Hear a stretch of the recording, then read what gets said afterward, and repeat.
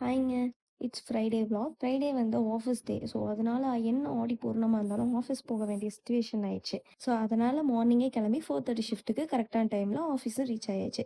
Actually நான் office போய் தான் ரெடி ஆகுவேன். ஏன்னா வீட்டில் 2:00 எந்திரிச்சு கிளம்புறதுனால என்னால் அவ்வளோ இதுவாலாம் ரெடி ஆக முடியாது. அது என்னமோ தெரில.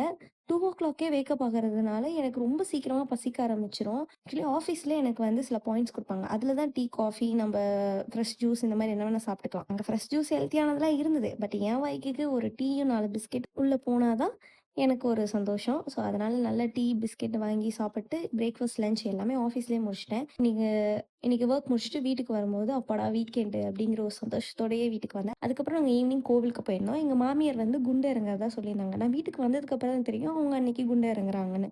நாங்களும் ஈவினிங்காக கோவிலுக்கு போகலான்னு பிளான் பண்ணி கிளம்பிட்டு இருந்தோம். பட் அன்ஃபார்ச்சுனேட்லி ஒரு சின்ன விஷயம் நடந்துருச்சு. அப்படின்னா யூஸ்வலி குண்டை வந்து ஈவினிங் தான் இறங்குவாங்க அப்படின்னு சொல்லி அவங்க ஈவினிங் ரெடியாகி வெயிட் பண்ணிட்டு இருந்தாங்க. பட் அன்னைக்குன்னு பார்த்து கோவில்ல மதியமே ஸ்டார்ட் பண்ணி ஈவினிங்க்கு முன்னாடியே முடிச்சுட்டாங்க. ஸோ அவங்கனால இந்த வாட்டி இறங்கவே முடியல. அவங்க ரொம்ப ஃபீல் பண்ணாங்க. நாங்கள் எல்லாருமே சேர்ந்து சொன்னோம், பரவாயில்ல நெக்ஸ்ட் இயர் பார்த்துக்கலாம். அவங்கள சமாதானம் பண்ணி நாங்கள் வீட்டுக்கு திரும்ப ரிட்டர்ன் வந்துட்டோம். ஸோ இப்படி தான் இன்னைக்கு டே vlog போச்சு. நாளைக்கு vlogல் சந்திப்போம். Bye guys.